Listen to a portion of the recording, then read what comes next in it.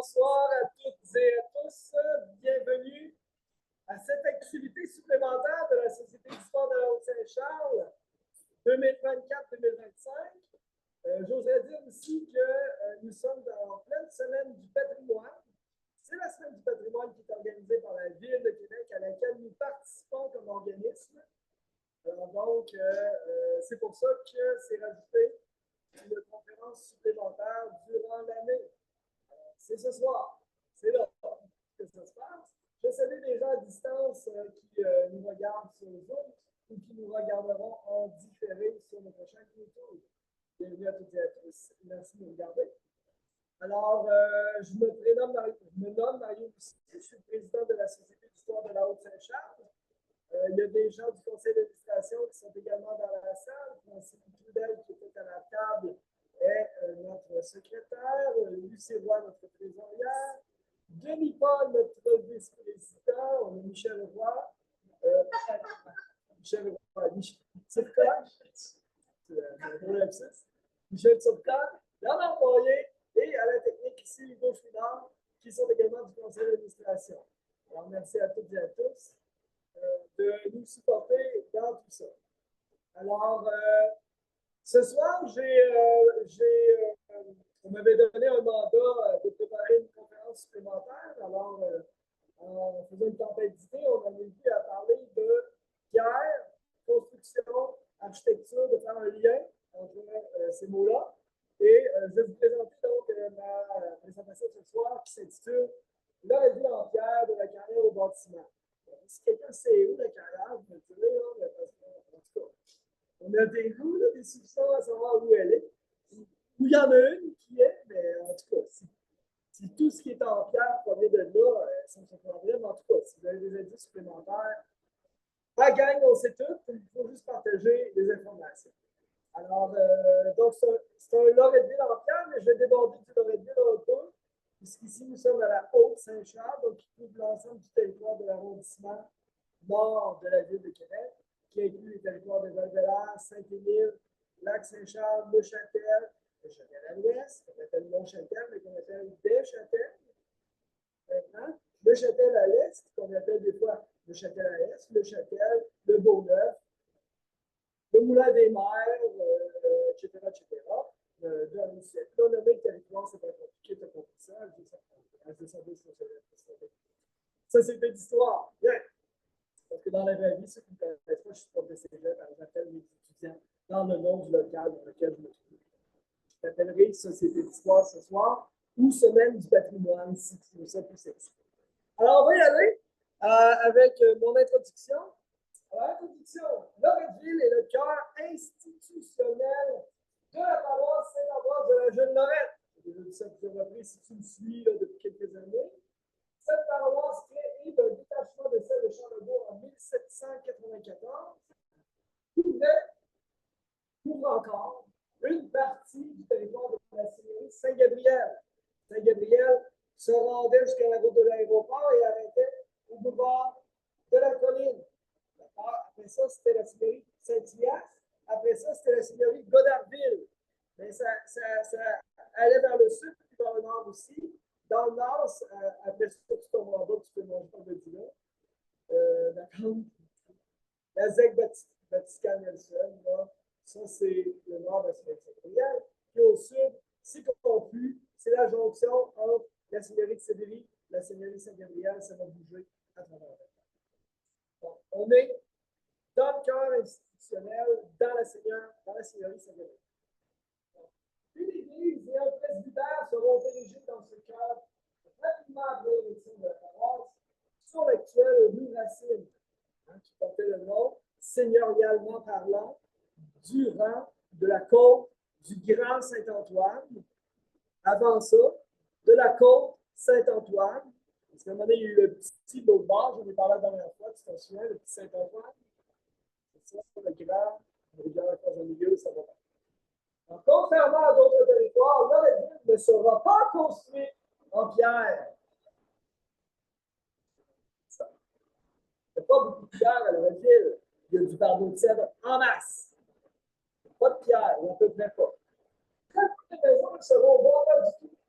Le bois sera à l'intérieur de toutes les directions. Quand la pierre est disponible, là, c'est trouvé à la jonction des Basses-Terres du Saint-Laurent du pays canadien. Hein? On est entre les deux. La chute nous montre bien ça. Hein? 28 mètres de différence à la chute et 42 mètres un peu plus loin dans le canyon entre ce qui est en haut et ce qui ne se délagage pas et ce qui est en bas et ce qui creuse avec des millions d'années. Donc, la pierre, il y en a en masse. Des institutions le seront cependant, comme ce qui est en pierre. Certaines, en utilisant des pierres, se trouvent à proximité de l'immeuble. Nous en brosserons un tableau ici. Là, je dis certaines, parce que d'autres, on ne sait pas. D'accord? C'est pour ça que je t'ai stimulé de souvenir en te demandant si tu sais quelque chose ce soir, dis-le. D'accord? Sur la carrière. Pas sur ton CV, mais sur la carrière. Concentre. Alors, ici, je t'ai mis un exemple du type de maison de pierre qu'on retrouve parfois dans des villages au Québec. J'ai mis ici, par affection,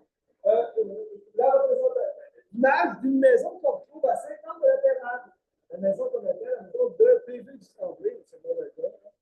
Alors, qu'on trouve donc sur la rue Sainte-Anne, à Sainte-Anne-de-la-Pérade, près d'une autre maison que je connais un peu mieux.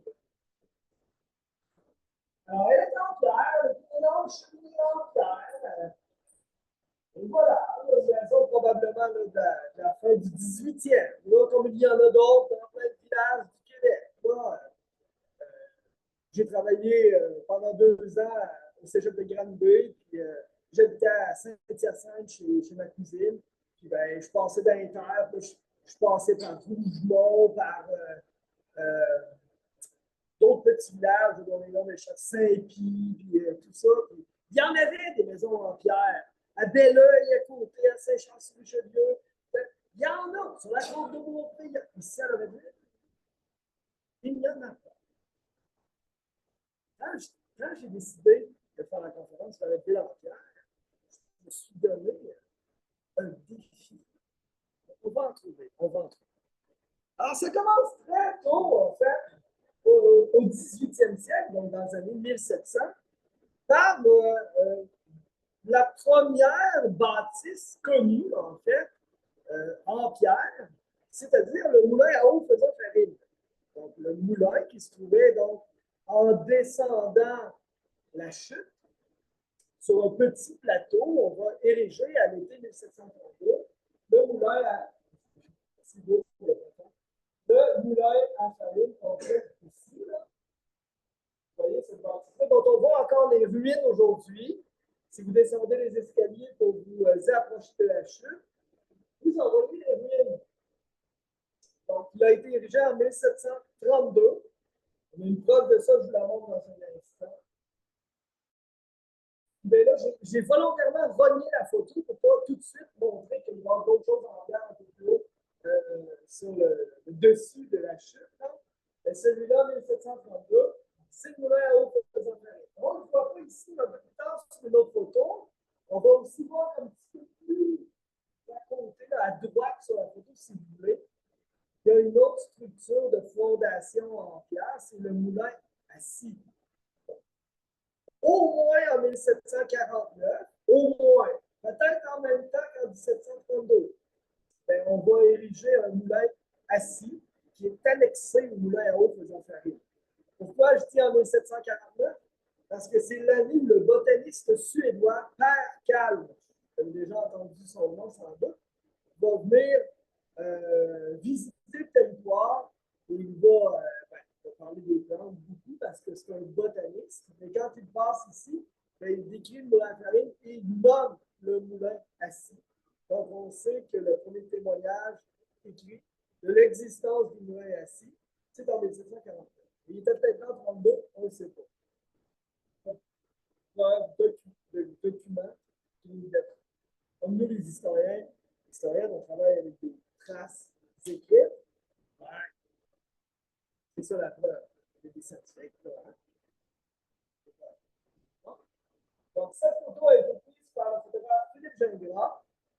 s'est déplacé en 1894, 100 ans après la fondation de la paroisse, en 1794, c'est pas si bien, pour venir prendre en photo certaines bâtisses exceptionnelles du secteur et en souligner la présence pour fêter le 100e anniversaire de la paroisse Saint-Aubin-de-Flandre.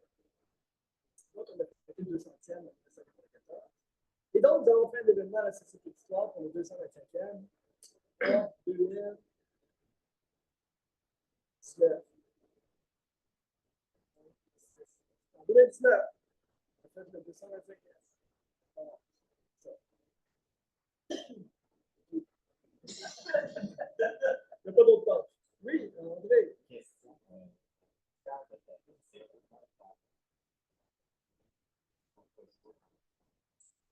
Ben, c'est une excellente question, mais en fait, probablement plus pour soutenir la lourdeur des mécanismes qu'il y avait à l'intérieur. Ouais, je pense que pas.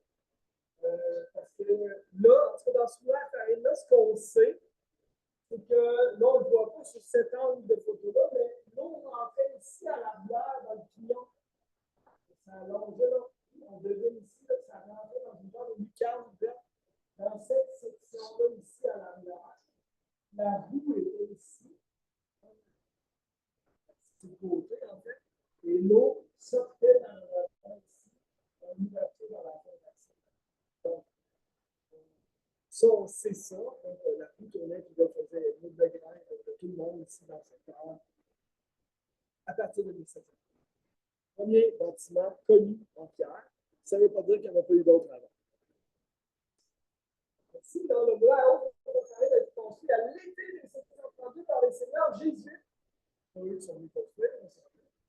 De la seigneurie Saint-Gabriel. Saint-Gabriel était la seigneurie, une seigneurie jésuite.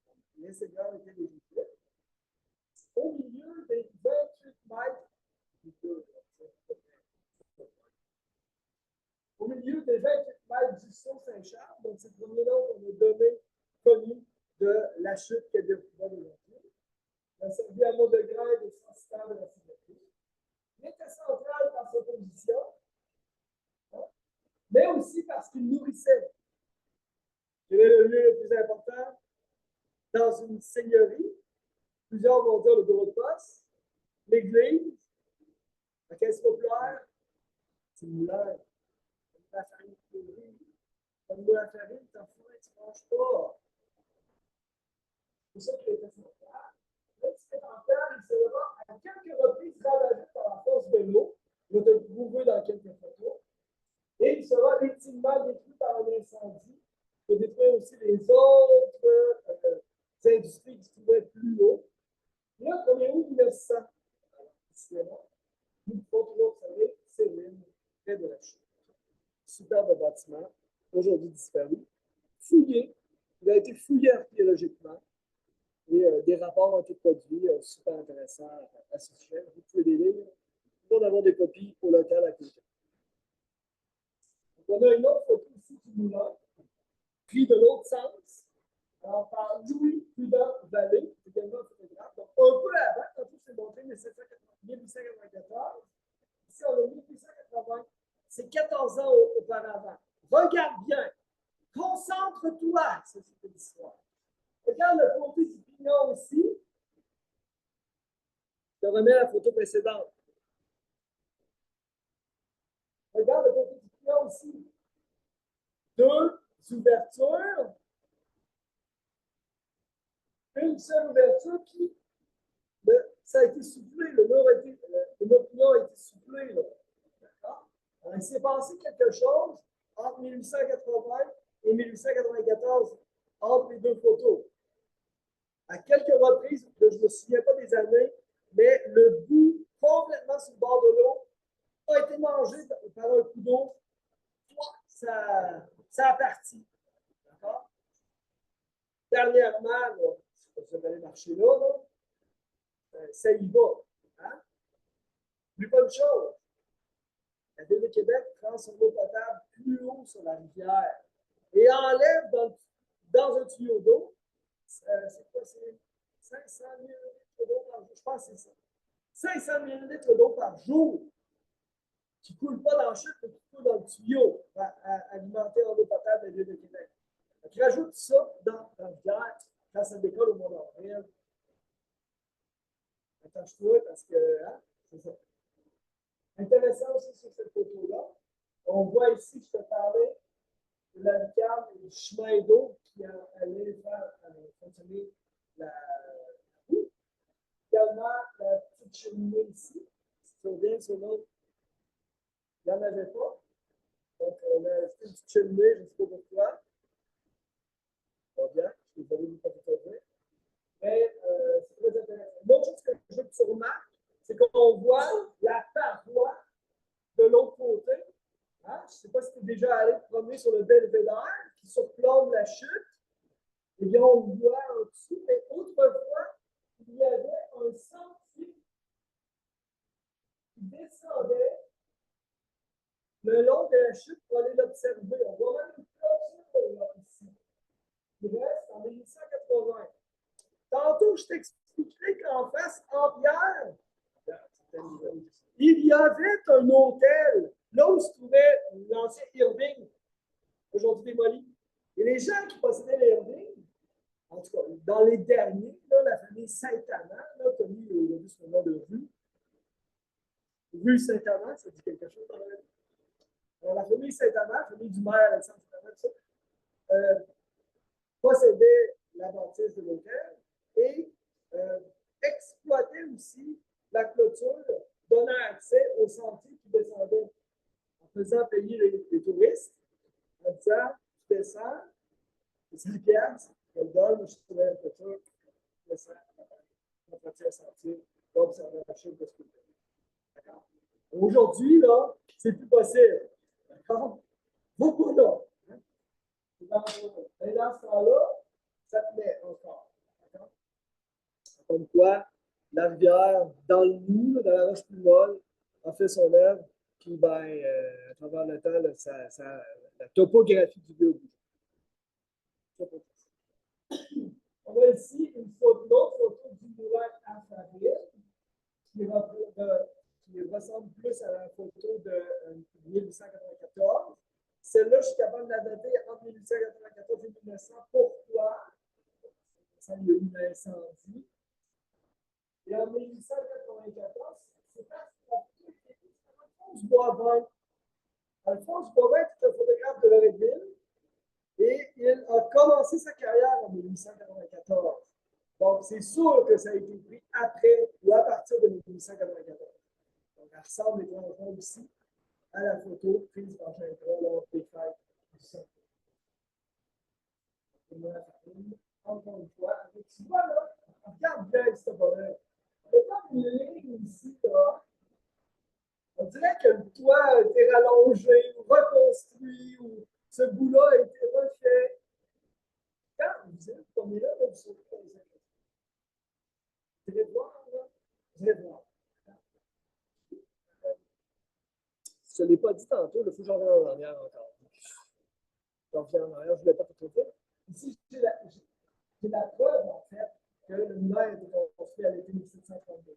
Dans un document qui est dans le Fonds des Jésuites aux Archives nationales du Québec, dans un document qu'on appelle un aveu et dénombrement, qui a été publié, qui a été remis aux autorités coloniales vers 1733, on fait un portrait de l'ensemble de la possession des terres dans la seigneurie. On a tout. Un tel possède la terre, il a tant par temps, il a tant de défricher, tant de prairies, tant de cultiver, tant de bois de boue. Puis là, avec ça, ben, il y a une maison, une grange, une étage, blablabla. Puis là, à côté, on a dit dans la map du document, déposé en 1733,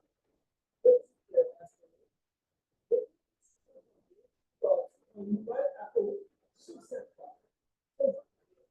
Le bâtiment est de pierre et en 40 pieds sur 25. Alors, je suis allé, là, ça fait plusieurs années, avec mon galon, et j'ai mesuré sur le terrain, et ça ne me donnait pas 25 par 40. C'est là que je me suis rendu compte que c'était des pieds français.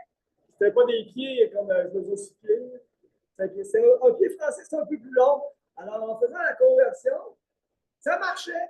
Le dernier bout vers l'eau, il est à moitié désagrégé. Il n'y en a presque plus de traces sur le sol parce que ça a été mangé par la rivière à un moment donné. D'où les deux photos différentes. Vous me suivez? Oui, super. Alors, je retourne où j'étais rendu. Arrête de me déconcentrer dans tes questions, là, ça me perturbe, s'il te plaît. C'est ça, c'est ça. Julien. Bon.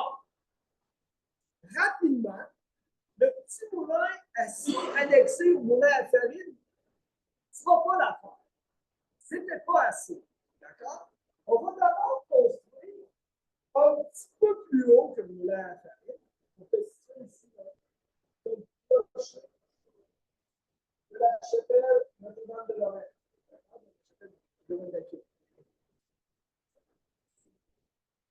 On est à peu près où la sérénité. Plus ou moins. Là, ça peut bouger un peu. Le cimetière, puis probablement un petit peu plus haut ici en arrière. Oui, on est plus à peu près où le petit parc à la fontaine. Bon. Le pont, là, il est à peu près ici. Là, il arrive à peu près là. On va construire un premier moulin assis en haut. D'accord? À peu près où il y a le petit parc. Ce premier moulin assis-là, finalement, il va être vendu, le terrain va être vendu, puis on va construire un moulin à papier. Un moulin à papier qui est ici, en pierre, tu le vois très bien. Donc, on va construire ce moulin à papier-là. Qu'est-ce qu'on faisait? On faisait du papier avec du tissu. On faisait venir des guenilles, notamment de Montréal.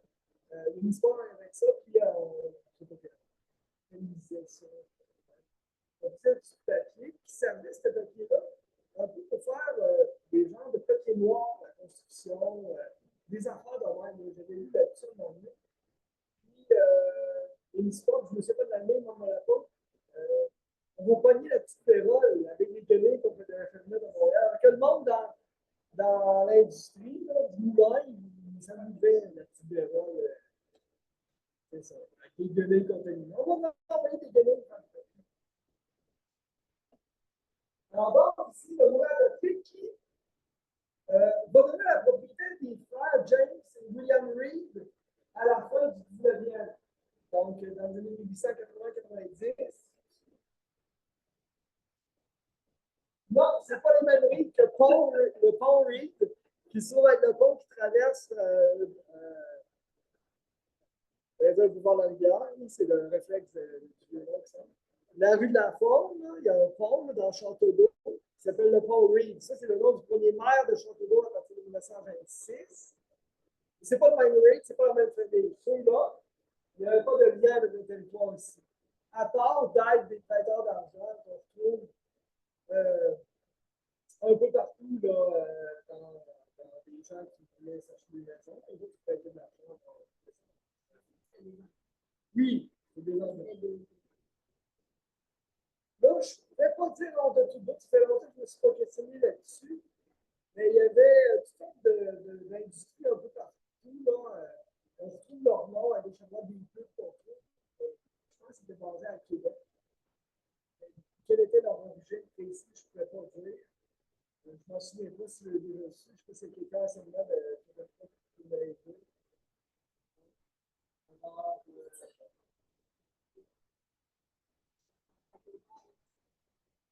ne pense pas que c'est les mêmes grades. Non, je pense. Fait que là, ce premier bout-là va être en pierre, comme on le voit bien, qui est à peu près dans le petit parc en arrière là, des sculptures d'animaux. Je ne sais pas comment on appelle ça. Si vous avez connu le garage Beaulieu dans vos vies, là, le garage Beaulieu était souvent basé en avant de ça. À peu près où il y a cette bâtisse ici. Donc, en pierre, moulin à papier. On a deux choses à remarquer sur cette photo-là. D'abord, c'est la photo de Philippe Gingras en 1894. C'est la même photo de tantôt, je l'avais regnée tantôt pour qu'on puisse juste mettre l'accent sur le moulin à papier. Premièrement, on a toujours le moulin à papier ici, mais on l'a haussé d'un étage. Vous voyez ici, là, c'est un petit un peu dans l'eau, agrandi par en haut. Puis on l'a agrandi dans une aile qui s'en venait vers le moulin à farine. Cette aile-là, par contre, elle n'est pas en pierre, elle est en brique. D'ailleurs, il y a encore plein de traces de briques sur le terrain. Alors que j'étais administrateur de la Confédération du Parc de la Falaise de la Chute Québécois à l'époque, là, je te parle d'années autour peut-être de, je sais pas, peut-être 6 000 quelle année, les fouilles archéologiques. Les fouilles archéologiques sur le site ont eu lieu, je pense, en 2010 peut-être. À peu près 2009-2010. Ça, les dates récentes, je ne sais pas, on demande pas des vieilles dates, mais ça, j'aime ça, des récentes. Puis en 2010, les gens fouillaient, puis étaient venus consulter la corporation. On disait, on trouve plein de briques, comment ça? Là, ils regardaient les photos, puis ils ne comprenaient pas. Puis on avait sorti une toile, je pense qu'une toile de Zachary Vincent, c'est ça, où on voit le même ensemble industriel, toute la brique rouge de ces murs-là, ici, là. Alors, donc, la brique qui s'est retrouvée dans le sol, un coup qu'il y a eu l'incendie, qu'on a dû démolir les ruines. Alors, pour la petite histoire aussi, il va y avoir un conflit entre le moulin à papier et le moulin à farine, parce que le moulin à papier prenait tout tôt, que le moulin à farine pouvait prendre pour faire fonctionner ses murs. Puis là, ben, il y a eu des procès entre les deux. Puis aussi un procès là, lorsque la Ville de Québec va ériger en 1854 son gros tuyau d'eau pour annuler dans la Ville de Québec. Tuyau qu'on va doubler d'un deuxième tuyau de 40 pouces de diamètre en 1913. Puis là, ça va causer d'autres frictions. Ça n'existe plus, mais ça va causer d'autres problèmes pour d'autres industries. Donc, superbe ensemble, là, de la rue jusque dans le bas, quand on descend l'escalier, jusqu'au milieu. On a plus au pont ici. Date de mémoire d'avant 1922. On va construire un pont en ciment en 1922. Quand on va faire, il va y avoir publié dans le milieu. J'ai plein de problèmes de glace. Bon. Après que ça ait brûlé, ça ressemble à peu près à ça. Donc, on voit là, toutes les ruines ici des bâtiments, c'est certains là qui existent encore. On voit aussi le moulin à farine. Donc, tu vois plus de structure en bois là, qui est à l'intérieur. On voit aussi, on voit que le toit a deux pentes.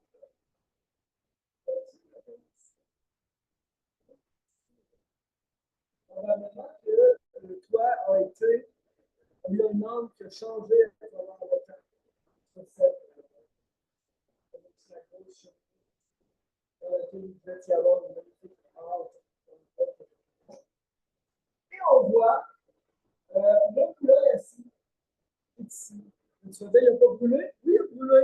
Mais en 1904, on va construire autre chose dans le moulin assis. On va y installer une turbine électrique, hydroélectrique, qui fonctionnait en fait grâce au tuyau. Le tuyau, ce mur-là ici existe encore. Il y a le trou de tuyau encore dedans. Quand il mouille beaucoup, l'eau est dans la bière très forte, chez des fois, l'eau passe par le trou de tuyau encore. Il y a un bout de tuyau qui existe encore. Le long de la ruine de la centrale hydroélectrique vient du assis. Donc, il se rendait jusque dans le fond de la rivière. On va voir que la ville veut vraiment mettre en valeur, investir, aller chercher avec un hélicoptère, puis le sortir et bien l'exploser. J'ai-tu inventé ce fantasme-là? Ouais, c'est ça. C'est une blague. Oui, c'est ça, on pourrait traverser. Pourquoi pas? Il y a une question?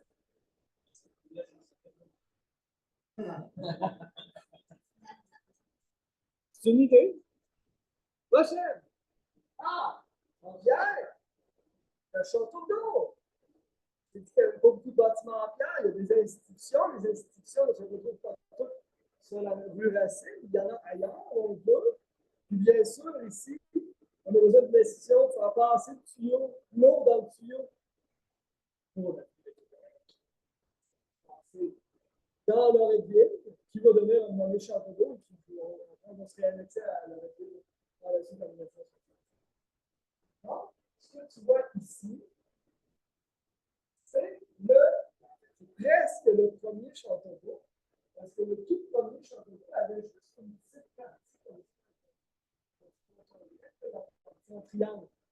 Donc, on pouvait rentrer l'eau par le barrage dans cette petite cabane-là, et puis par gravité, l'eau entrait dans un tuyau et descendait jusqu'à Québec, dans la rue de l'Aqueduc, et alimentait les quartiers centraux de la ville.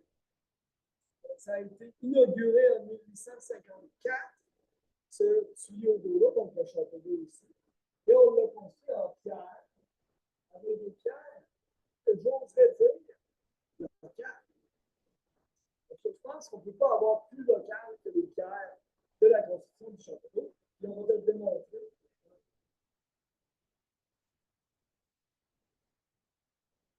Certainement.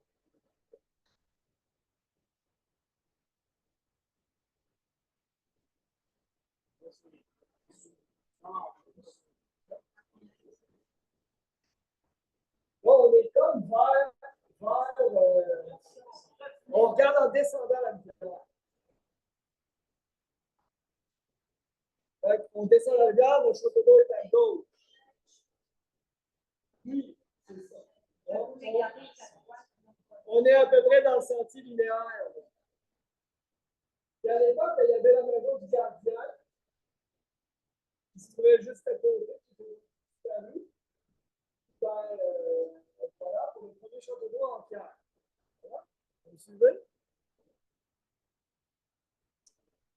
Là, premièrement, il n'est pas en forme de château. Le premier château d'eau, il n'est pas en forme de château, c'est une bâtisse avec dessus celui d'aujourd'hui, qui date de 1941, il est construit en forme de château, effectivement. Peut-être pour faire le lien avec le nom du quartier, ça s'appelait Château d'eau, dans le sens où ça s'appelait Château d'eau avant qu'on construise la bâtisse en forme de château, mais qui s'appelait nécessairement Château d'eau avant d'avoir la forme de château. Oui, parce que la ville de Château d'eau va s'appeler comme ça à partir de 1926, quand elle va se séparer de la ville. Elle est une ville à l'époque. Mais il n'y avait pas la forme de château à ce moment-là.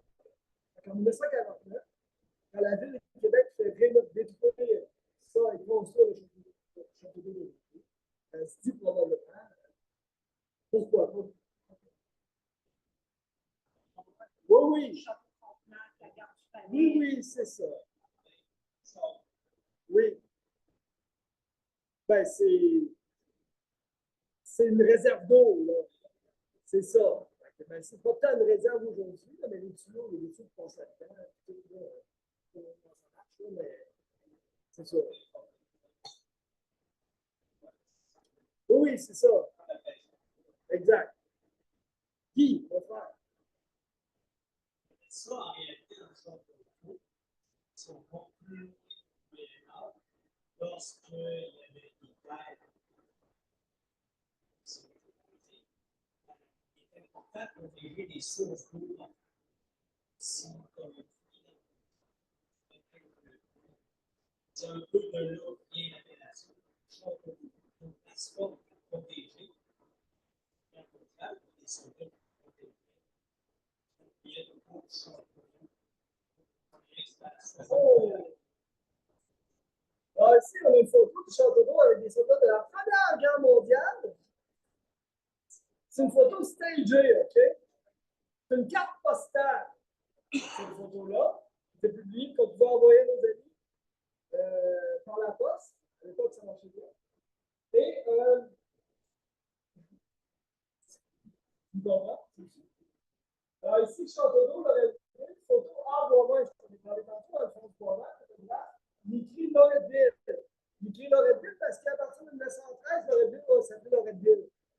ça s'appelait le village de la Jeune Lorette. Ça prend le nom de Redville en 1913. Donc, ça nous situe pour la photo. De toute façon, on est en contexte de Première Guerre mondiale.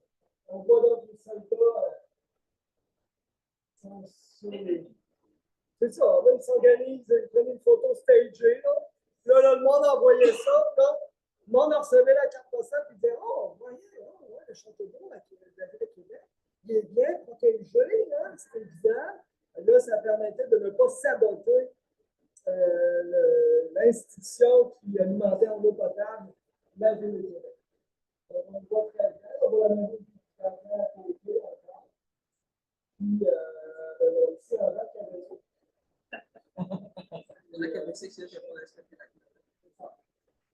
Alors, donc, en pierre locale.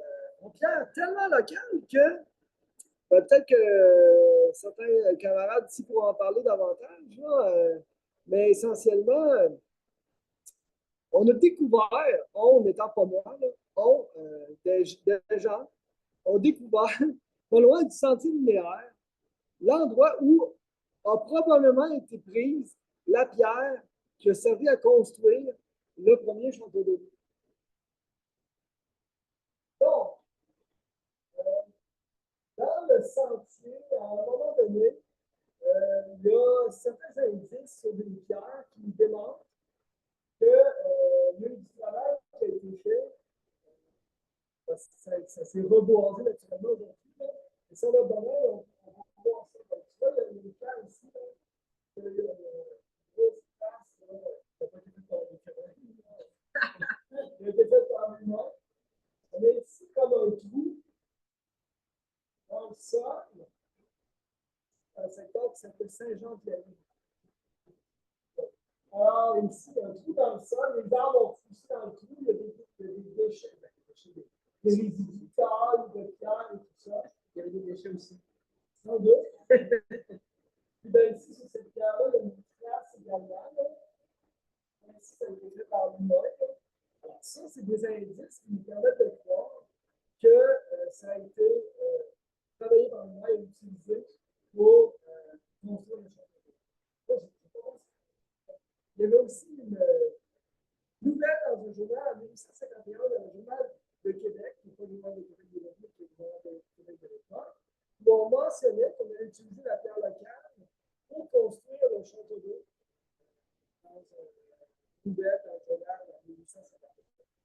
Donc, ce qui est vu croiser cette nouvelle-là, l'information liée à la découverte un peu fortuite de ce site-là le long du sentier linéaire.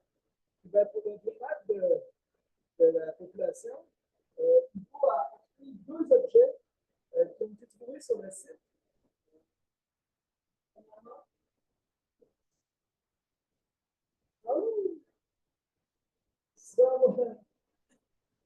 Ça a été tapé et le dessus a fondu.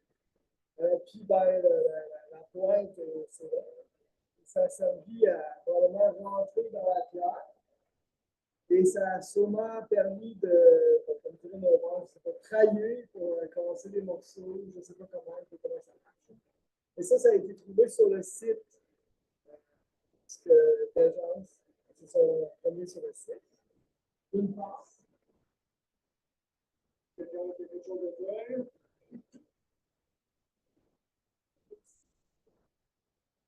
Un point comme ça. C'est un point en fer, donc qui servait à rentrer dans la pierre pour vraiment faire fondre la pierre en faisant ça avec des masses. Puis, il y en a même un, je me rappelais tantôt, il y en a même un qui est encore pris dans un morceau de pierre sur le site. Alors, donc, voilà. Deux traces. L'histoire, hein, c'est une science qui s'intéresse au passé. On travaille des écrits, je te l'ai dit tantôt. Mais des fois, on utilise d'autres sciences qui s'intéressent au passé, comme l'archéologie, qui travaille avec des objets. On croise tout ça avec des fois l'histoire orale, quand on peut le faire. Ça nous donne des informations, ça nous donne plus de choses. Moi, avec tout ça, la pub dans le journal, le site, le château d'eau, la plage qui est là, les objets qu'on a trouvés, je suis capable de vous démontrer à 98% que la pierre a été prise sur le site pour construire le château. De la carrière au bâtiment.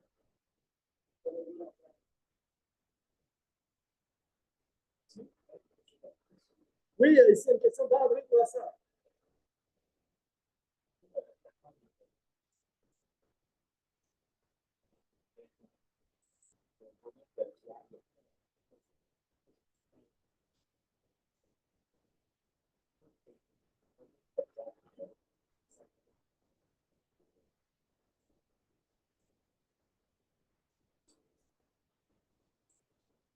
La première construction qui fait juste un petit tour.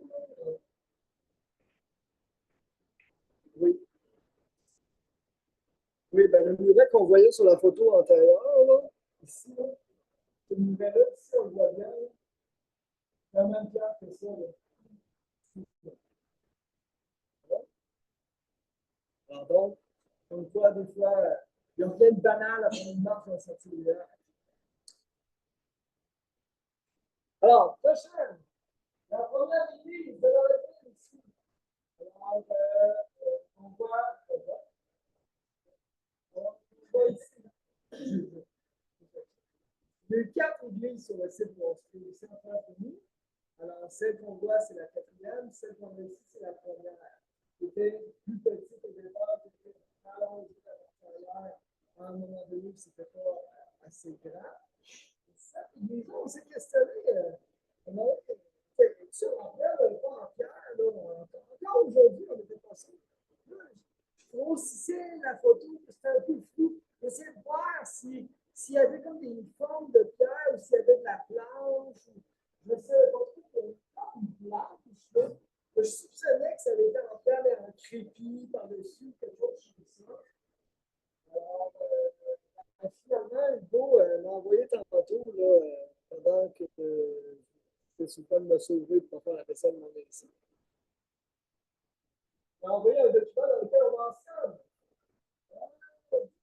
avoir savoir de faire en bonne maçonne, pleine, puis pour la paroisse. On va de dehors, 106 kilos. Donc, dans ce document-là, qui correspond à la construction de la première église, on confirme que l'église est première église en pierre. Puis là, des églises, la première, on va la démolir. Puis on va reconstruire la deuxième en 1891-92. Pourquoi on l'a démolie? Parce qu'elle est trop petite. Il faut savoir à l'époque que la paroisse Saint-Ambroise était énorme. On se rendait jusqu'au fin fond de l'Alpelaire.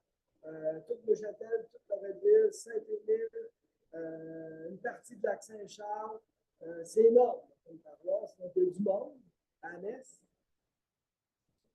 Alors, donc, on a besoin d'espace. Puis, ben, le curé Giroux, Guillaume Giroux, mieux connu sous le nom de Rue, va autoriser la démolition et la reconstruction d'une église en 1892, qui va brûler en 1908, qu'on va reconstruire sur les mêmes murs avec les mêmes pierres, qui va être inaugurée en 1911, qui va brûler en février 1967, qu'on reconstruit en 1968. C'est là, on est rendu. Oui, Guy, tu veux dire que tu n'as pas été baptisé dans celle-là parce que tu es né avant 1968? Ah, c'est ça.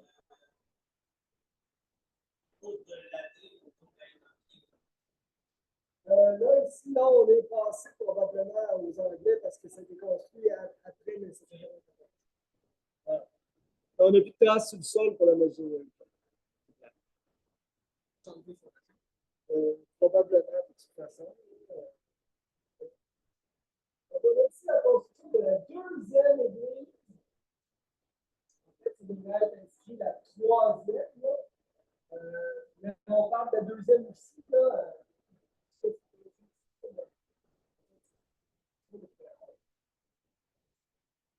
de la troisième église entre 1908 et 1911. Ça fait partie du fonds photographique de Camille Daigle, donc qui est un ancien inspecteur municipal de la ville de Loretteville. Lui, il avait cette photo-là, je ne sais pas ce que c'est. Puis, on voit les travailleurs, espèce de structure, grue, chèvre, je ne sais pas comment on appelle ça, pour montrer tout ça. D'ailleurs, c'est une pause pour la photo. Il y a des tas de pierres à côté, donc les travailleurs journaliers probablement qui sont sur le site pour construire cette troisième église que vous avez connue peut-être plusieurs d'entre vous.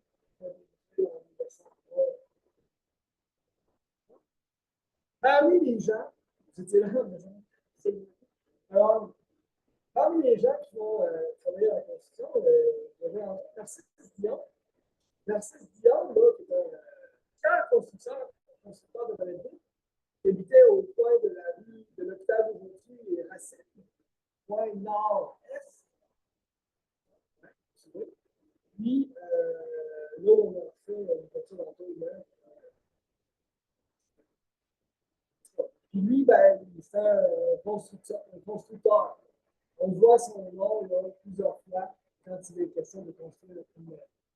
Lui, Narcisse Dion, lui, il est parent avec Dion, vous connaissez, là, François Dion qui a travaillé à Ville, Delphus Dion qui était maire de la Ville, Christiane Dion assise ici dans la salle, ancienne brigadière scolaire des enfants de la rue Verret-Terracine. Pas très loin de la rue Arthur Dion qui était parent avec eux autres ici. Tu me suis-tu, là? Il y a le Dion là, dans tout ça. Là. Le Dion. Je ne sais pas parfaitement tous les liens, mais il y en a. Je le sais. Oui, il a plus appelé le Jean Dion. Donc, super photo ici. Oui, Denis Paul.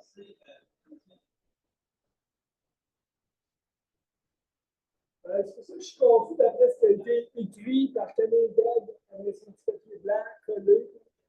Parce que la troisième église a été construite sur les murs de la deuxième. C'est vraiment ça qu'il voulait dire. C'est pour ça que c'est une confusion par rapport à ce que Camille Deb a écrit. En tout cas, c'est ça la photo. Enfin.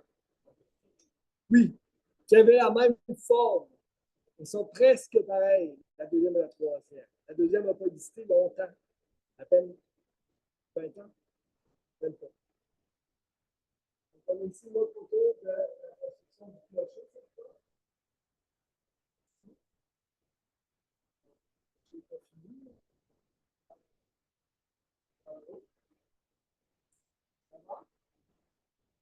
On a aussi les travailleurs devant qui posent devant leur œuvre. Ça, c'est beau, ça. Il y a des gars là-dedans là, qui parlent des bons biceps. Je ne vais pas aller au gym le soir, il n'y a pas vraiment de. Ouais, c'est ça. Montre-moi une roche de 4x4 en haut ici, là. En descendant, retourne là un peu. Enlève-ça un 16e. C'est ça. C'est ça. Chapeau. Chapeau. Pas de bottes de construction, pas de casque, pas de gants. Les casques, les bottes, les gants, c'est pas les faire. Ouais, c'est ça. 1911. 1908. Elle va être reconstruite en 1908 et 1911. Là, elle est terminée en 1911. Elle brûle en 1967. C'est ça, plusieurs s'en souviennent ici, là, quand ça brûle en 67. 67. Là, ils ont construit celle-là qui a été inaugurée en 68. Ah, pas mal, ouais, c'est ça. Il était moderne. Oui. Celle-là, c'est la troisième. C'est ça. Ici, là.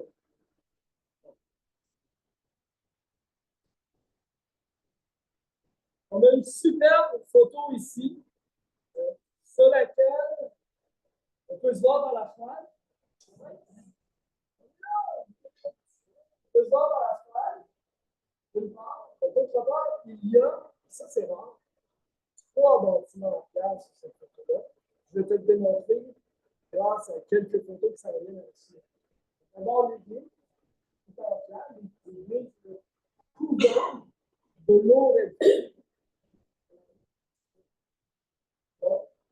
On est dans la partie initiale du couvent. Donc, ça arrêtait au mur en pierre qu'on voit derrière vous, là, en face de moi. Donc, après ça, il y avait une rallonge. Le début, ça arrêtait là. Maintenant, on fait une rallonge vers là pour le rendre symétrique. Après ça, on fait des points ménageurs dans l'autre sens, perpendiculaire dans le temps. Ça, c'est bien. Le couvent, 911, les deux. Les deux, on est construit en 911. Cette maison ici, c'est exceptionnel. qui est aussi en pierre. En chauvet, quelque chose comme ça, les murs. Quelques items à regarder. Le mur, avec sa grille en fer, est toujours là en bas de la côte. Tu vois? On a le kiosque du crieur ici. Voilà, il y a des marques. Kiosque du crieur, le gars, il allait lire une nouvelle. Lire une nouvelle. C'était son mur Facebook. Tu viens de leur élever le camp, c'était là. Oh oui, tout se passait sur les nouvelles, on t'a pas mal. Survivor leur élevé, on se fait un jour là. Et aussi, évidemment, je sais pas sur là. Il y a un jeu de pétanque, de croquettes, de croquettes. Ici, les autres de croquettes, les boules de croquettes. Wow! Ah ouais! C'est ça. Un jeu. J'ai déjà fait une tortue par ma croquette en fait, c'est aussi long que ça. J'avais 11 ans, 10 ans, maintenant. Trois bâtisses en pierre. Un, deux, ben, il est à peu près là. Il est comme voilà. Le président, lui, il est en brique, en pierre. Il est en brique jaune. Voilà, la brique jaune qui servait à du lait d'Écosse, qui servait à délester les bateaux. Donc, il vidait la brique dans le port de Québec. Là, ben, il savait plus quoi faire avec. Le monde de on a sa brique. On voit la brique jaune. Voilà. Puis, elle n'est pas toute jaune, parce qu'il y a une partie qui est peinturée jaune, et qui n'était pas jaune. On est peinturé jaune pour que ça fitte. Alors, donc, trois bâtisses en pierre, ça, j'ai écrit après 1911. On a aussi une autre photo, c'est tellement cute. Aussi. Et des dates du feu. On a également que on montait à l'étage supérieur. Le clocher qui est encore là, le clocher, dans lequel je suis déjà allé pour rencontrer son autre fois. Le nom de vue ici du mur, de l'extérieur, avec le côté nord de l'église. Donc, la lumière première de là, c'est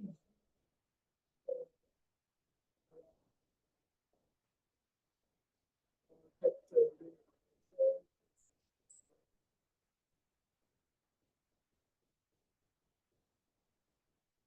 1923, je pense.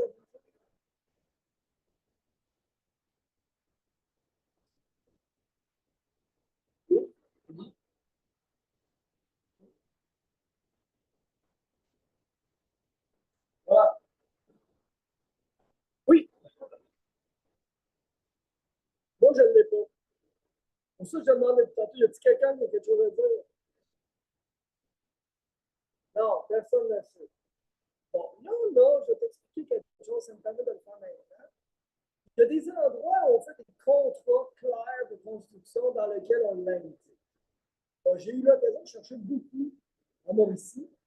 Puis, ben, on a les contrats qui ont dit où on prend la pierre. Hein, notamment dans le village de Saint-Anne-de-la-Pérade, on prend la pierre à un endroit pas loin qui s'appelle Saint-Marc. C'est ça. Ici, il n'y a pas de Saint-Émile-des-Carrières ou quelque chose. Non, on ne sait pas. Je ne sais pas. Je n'ai pas de preuve de document d'indice ou quoi que ce soit.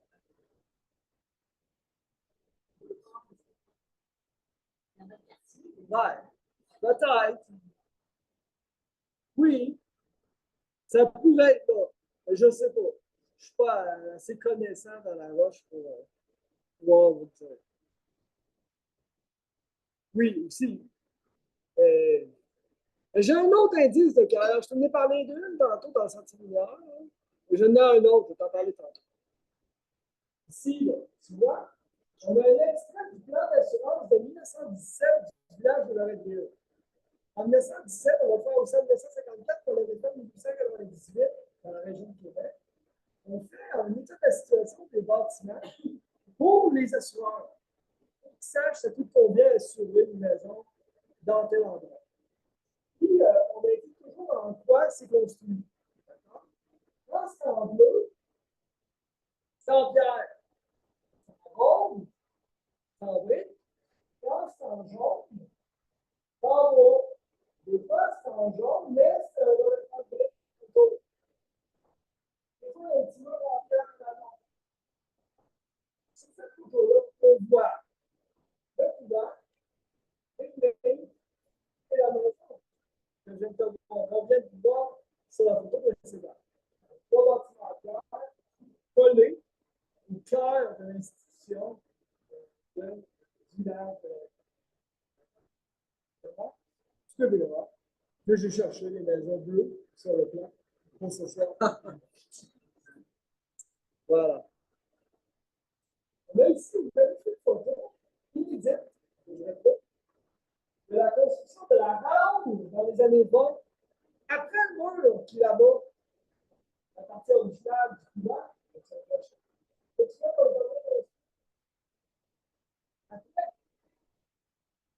en partie dans la bibliothèque, dans la partie là-bas de la bibliothèque, où il y a la fondation d'attache chrétienne, la question normale du pays, je pense que c'est du bénévolat.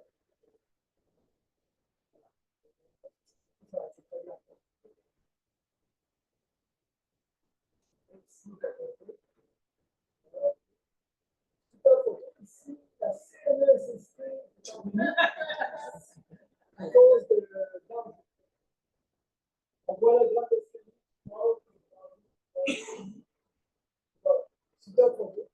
Chantier géré entre autres par Narcisse Dion. Narcisse Dion, le même Narcisse Dion, oui. Et tu t'occupes à Blainville, oui, c'est ça. Une autre photo de la même construction, sur le même site. Avec des pierres au sol, un genre de chapeauage, une machine avec une coupe en creux, quelque chose en je sais pas trop. C'est avec des corps d'acier. Puis, trois messieurs qui travaillent. Qu'est-ce qu'ils font, ils utilisent la pierre pour monter ça. C'est assez impressionnant quand même. Là, quand même, fond, je n'ai pas indiqué en source. Je disais, ouais, de Marcel Caron. Marcel Caron a été bedeau à l'église. Sa mère, son père, la petite étudiante de Narcisse Dion. C'est pour ça que le Narcisse Dion s'est rendu jusqu'à. Ici, le couvent gris. J'ai hésité. Le petit couvent gris. Parce que l'autre bord, là, hein, il y avait deux petits couvents sur le bord de notre quartier qui était géré par le centre de charité de Saint-Louis. Le petit couvent vert, puis le petit couvent gris. C'est ça. On n'a peut-être pas de photo de ça. Oui, en bas, on regarde. Oui, exact. Le perron est là encore, comme dit.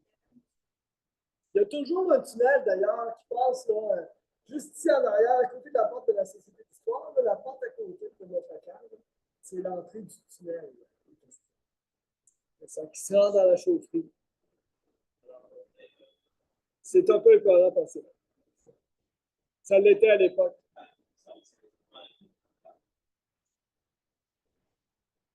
Oui, c'est ça. On a aussi une autre photo sur les lignes, sauf que la plus belle, probablement durant la Deuxième Guerre mondiale à l'époque, toujours de la bâtisse centrale.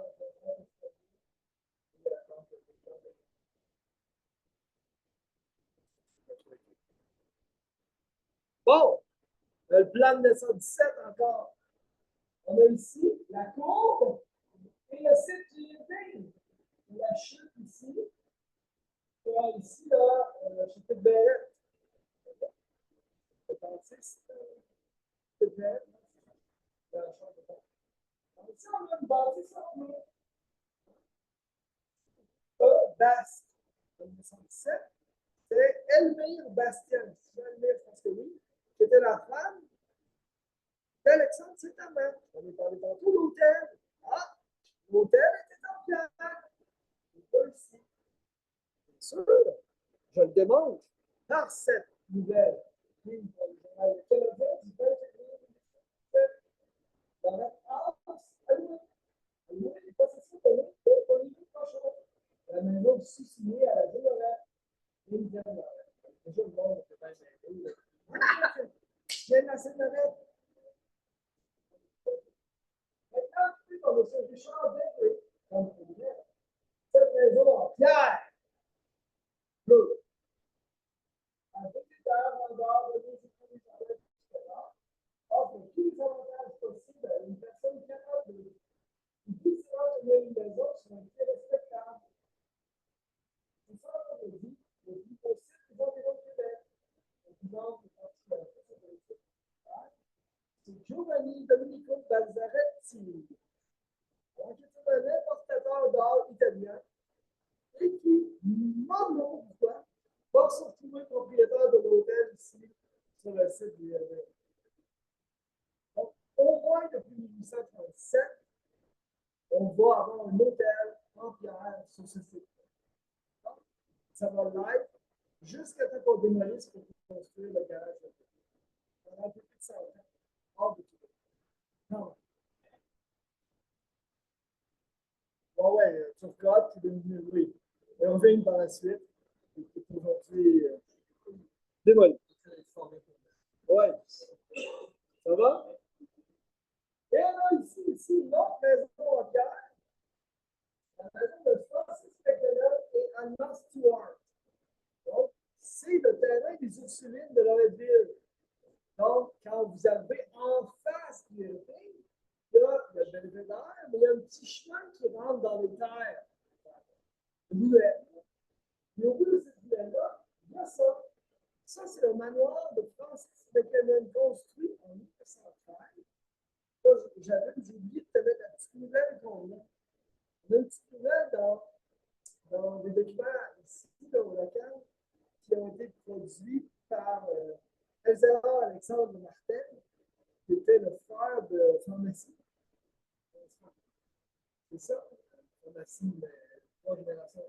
Non, oui, c'est ça. Et lui était correspondant à Loretteville.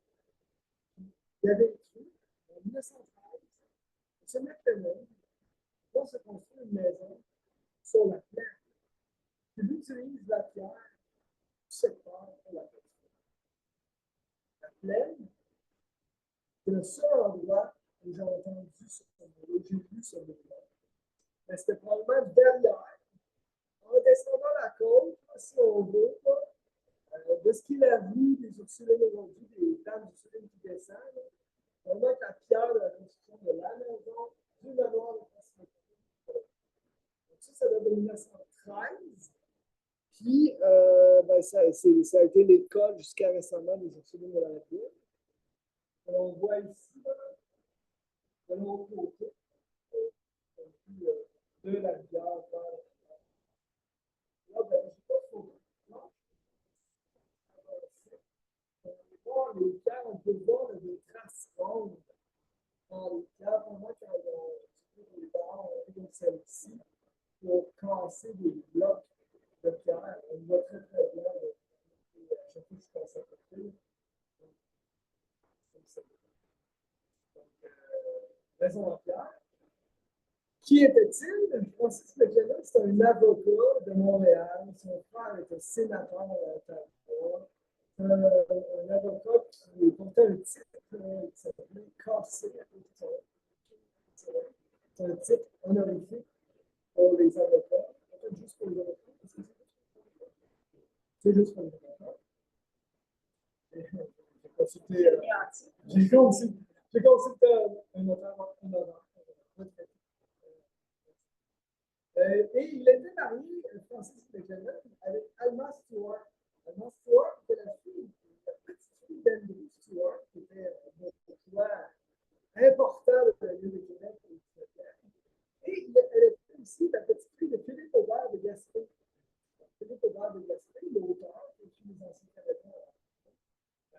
s'intitule là, c'est marqué avec Francis McKenna. Ils voudront vivre ici. Ils n'auront pas d'enfants. Et en 1941, quand McKenna meurt après quelques années après sa mort, il va donner la maison, le terrain, aux Ursulines parce qu'elles avaient à sa femme à leur histoire. Ça se vient de hérité par testament. Ils vont l'utiliser comme école jusqu'à être en Pierre, bien caché au bout d'une ruelle, il faut avoir pris le temps d'être allé voir pour la voir, parce que quand on passe sur la rue, on la voit. Elle est loin du champ. Là, non, l'école est fermée. Il n'y a plus d'école. Jusqu'à troisième année, effectivement. Là, ben, mais ça appartient pour le moment, je ne me trompe pas en disant ça, toujours aux Ursulines. Oui, c'est ça. C'est vraiment un bon terrain. Espérons que notre demande de faire classer la bâtisse va fonctionner. Parce qu'on a fait ça. On ne les a pas consultés. On n'est pas obligé de le faire. Mais je pense qu'elles connaissent bien l'importance de la bâtisse et je ne pense pas qu'elles soient maléreuse de la situation. Oui. Puis, une fois qu'elle est classée, ben, on ne peut pas l'altérer. Donc, ça la protège. La rivière, il faut qu'elle monte 40 mètres de haut pour aller la pogner. Voilà. On a une autre vue ici.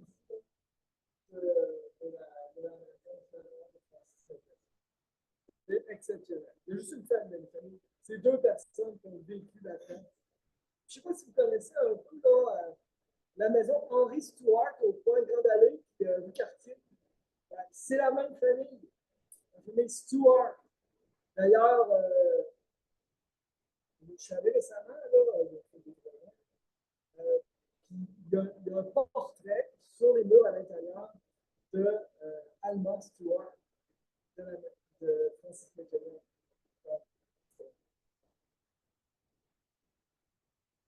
En face de la maison Krigoff. La maison Krigoff se trouve côté du fleuve, si on veut, côté sud, alors que la maison Stewart se trouve côté nord, puis c'est une maison qu'on peut visiter. Alors que la maison Krigoff, c'est une maison privée. On ne peut pas la visiter. Hors Loretteville, quelques observations.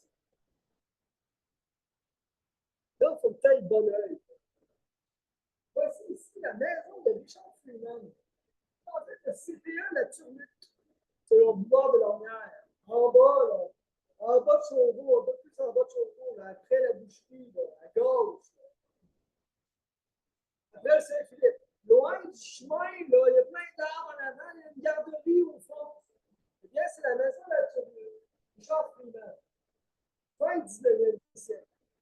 Le document que j'ai lu, il me dit Richard Freeman, à la fin du 19e siècle, était le propriétaire foncier le plus important de la paroisse Saint-Ambroise de la Générale. Il possédait ce terrain-là où il vivait, qui allait là, à peu près jusqu'à Pointe-Valente de Neuchâtel, une partie du parc Chauveau, un énorme terrain. Il possédait le terrain de ce côté-ci de la chute de Bertouba, à partir du Belvédère, si tu veux, jusqu'au pont. Ça, c'était lui. Il a même pensé à un moment donné se faire un moulin pour compétitionner sur le dos.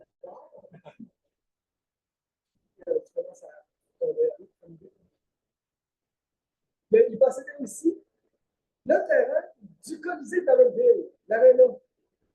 Là où il y avait érigé une tannerie, la tannerie de Richard Freeman. Là, je ne t'en montre pas ce soir, mais il existe un plan qu'on a construit l'aqueduc en 1854, et on voit la tannerie de Richard Freeman, c'est certainement aussi gros que l'Arena.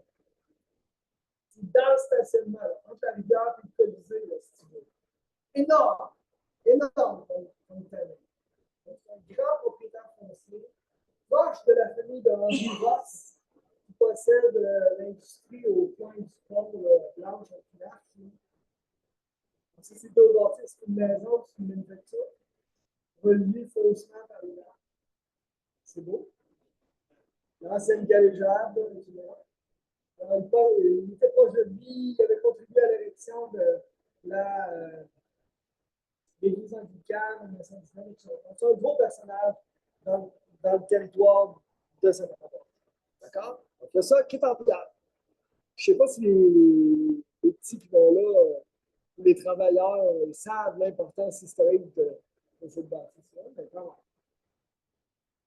Dans le Moulin des Mers, on est un peu à l'extérieur de la Haute-Saint-Charles, mais en s'en allant par le boulevard Bastien, tu tournes en face du TIC-GM, tu tournes à droite en face du TIC-GM, tu corridor d'alors. Dans ma vie, il y a la rue Michel-Belcourt, à gauche. Mais au bout de la rue Michel-Belcour, il y a il y a 7 maisons. Il y a la maison de Austin Reed, qui vivait à la Société d'Histoire jusqu'à récemment. C'est la maison du meunier, du moulin des mers, qui se trouvait près de la rivière du Berger, en fait, de la rivière du Berger. En bas de la côte, il y a le moulin des mers. Les mers, c'est qui? C'était les mers supérieures de l'État du Québec, les Augustines, qui étaient les seigneuresses de la seigneurie Saint-Hilaire. Ici, un moulin à farine. Et elles avaient un meunier. Le meunier était là. Plus tard dans le temps, dans les années 30-40, la maison pouvait être habitée.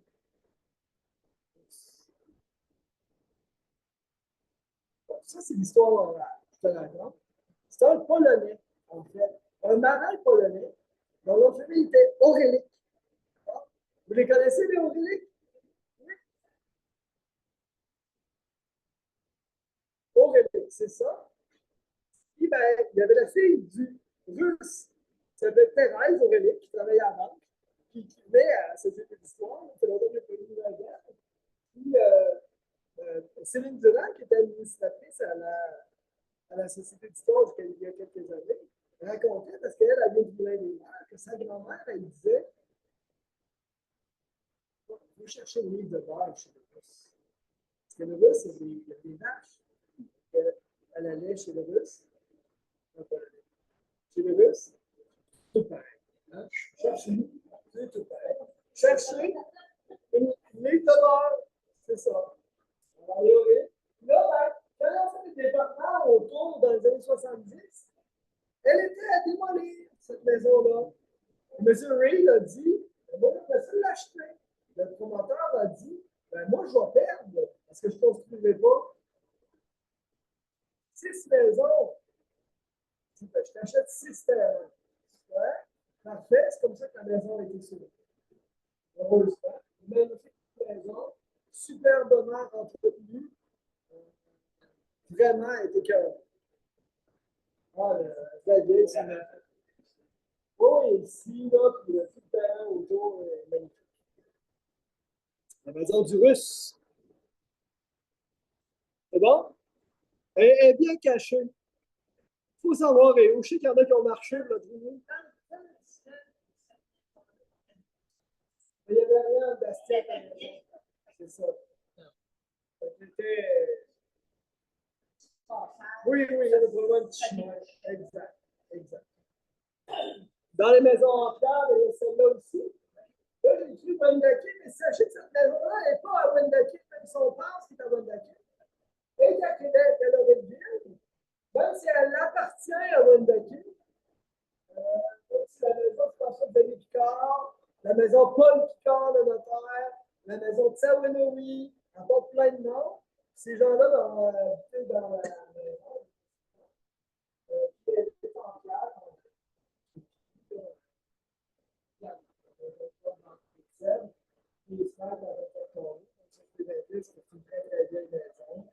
avant le 19e siècle, on a commencé à faire des fêtes à 6 colonnes. Là, c'était plus facile de faire des gros colonnes.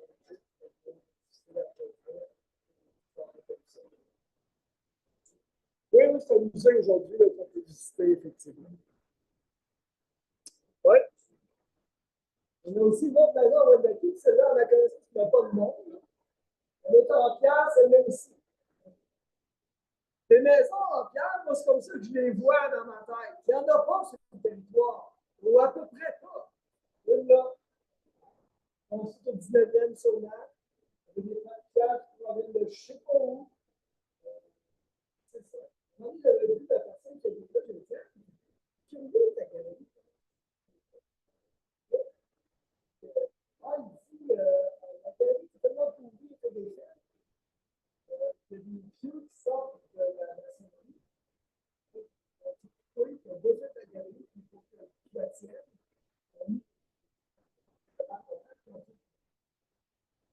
grosse galerie là, par la fin,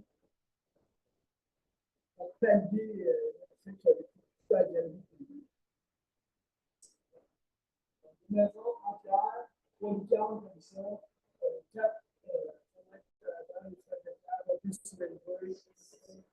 C'est 6 carreaux, là, parce que ça doit dater d'à peu près 1800. On trouve aussi des maisons de mal à peu près à partir de 1800, 1820. 6 carreaux, des gros carreaux.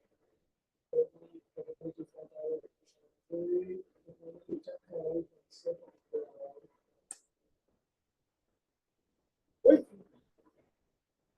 oui, sur le terrain, c'est ça. Exact. Ça, on en voit beaucoup, là. Maison, c'est ça va, chez vous, c'est ça de même. Les fondations. Oui. Oui, direct. Oui, c'est ça. On a celle-là dans la rue Saint-Romain, Saint-Émile. On confond complètement de la rue Saint-Romain. Donc, quand on monte avec deux, à droite, vous trouvez sur la rue Saint-Romain, qui est plein de bonnes galops des maisons des années 90. Puis au fond, complètement, il y a cette maison-là de la rue Saint-Romain. Plusieurs ont déjà dit que c'est la plus belle maison de Saint-Émile. Passe vers le sud. Ok, juste une cheminée, l'autre, c'est ça. Cette semaine, Bernard, spécialiste de Montréal, m'a écrit pour me dire, j'ai regardé le recensement de Canada. En 1931, il n'y avait aucune maison en pierre à Montréal, parce qu'on l'indique dans le recensement. Maison de bois, maison de pierre. C'est encore la ça.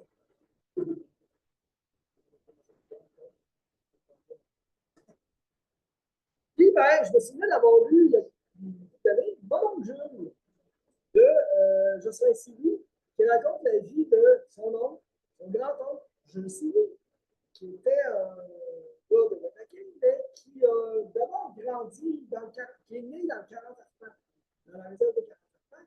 Je me souviens d'un bout, là, je vais vous le lire. Là, c'est dans mon sac.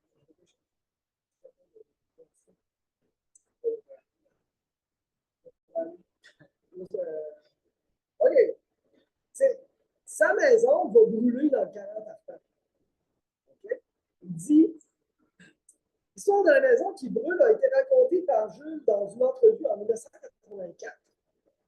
L'incendie aurait même été provoqué accidentellement par mon grand-père Lucien. Lucien, c'est le grand-père de Jules, Jocelyn Sylvie. Jules, c'est son grand-oncle. Par Lucien, alors qu'il portait encore des couches de lin. Il y en a qui disent, selon moi, que mon arrière-grand-père, Elzéar, aurait tout perdu à cause de son amour des chevaux. Il en avait acheté plusieurs à crédit. Ça avait creusé un fossé entre lui et sa maison, et il aurait tout perdu. Personnellement, pour le côté dramatique de la chose, je préfère l'histoire du feu. Dans tous les cas, la maison est partie en fumée. Le clan a trouvé refuge à Val-Saint-Michel, dans une maison de pierre abandonnée. Pas finie, pas isolée. Il dit, quand la maison brûlée, qu'il s'en va dans une maison en pierre, pas finie, abandonnée, pas isolée. Ça se finit pas là, tiens-toi bien. La définition de petit billet ne s'applique pas ici. Mon oncle Jules racontait que l'hiver, par grand froid, la glace suintait des murs de pierre et que quand il dormait, son linge se retrouvait gelé au mur, qu'il se réveillait pris dans la glace. C'est comme ça que mon oncle Jules, congelé, a attrapé une pleurise. Donc, ce petit bout-là est super intéressant parce qu'on fait référence à une maison de pierre dans laquelle il est allé se réfugier après l'incendie dans le 40 Arpents. Maison de pierre qu'on soupçonne être un endroit qu'on connaît, n'est-ce pas, Bernard?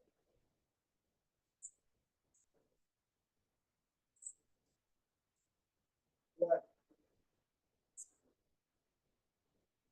Non, c'est ça.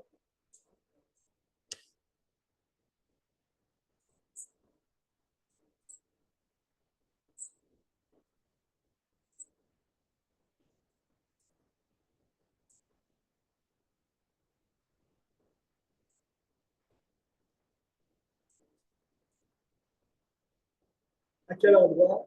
On sait pas. Adam Saint-Michel. C'est tout ce qu'on a à dire à propos de ça. Je te l'ai lu, tu m'as entendu. Il y avait une maison de pierre à Val-Saint-Michel abandonnée, pas isolée. Quelque part. Si tu le sais, dis-moi-le. Oui?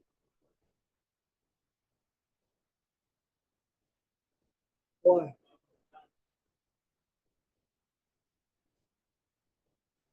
Ouais. Peut-être. Qui sait?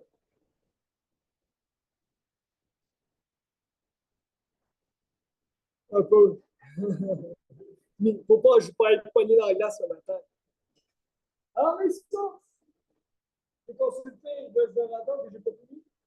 Le BLQ, c'est le Bibliothèque archive nationale du Québec. À du temps, le fonds Philippe Leblanc, le fonds Louis Coudonné, le fonds Antoine, le fonds des biens des Jésuites. Les quatre plans, dans la série de 1954. La Société du Sauveur Saint-Charles pour les enfants. J'ai aussi consulté Google Maps pour les plus récents. On va être bien en pierre, finalement, pas tant. Si on disait, on aurait bien en barre d'eau de cèdre, là, on aurait pour une coupe d'or. C'est ça. Oui.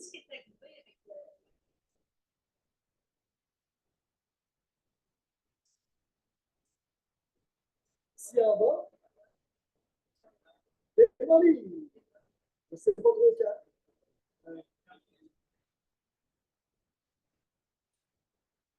Oui, c'est ça. On se souvient du magasin Les Aubaines. Oui, oui, c'est ça. Mais tu sais, moi, j'ai rien sur cette photo. Non, elle a probablement été démolie. Comme il y avait des vieilles maisons ici derrière, là, quand ils ont construit les camps ménagères qui ont été démolis, qui avaient face au sud, ça a disparu. Puis, c'est ça. On ne sait pas. On a juste une, photo, on a une deuxième photo où on la voit un peu. Ben, on ne sait pas qui habitait vraiment là, on peut le savoir. Mais, on ne sait pas à quel moment. Parce que dans les actes de vente de maison, là, on n'indique pas toujours.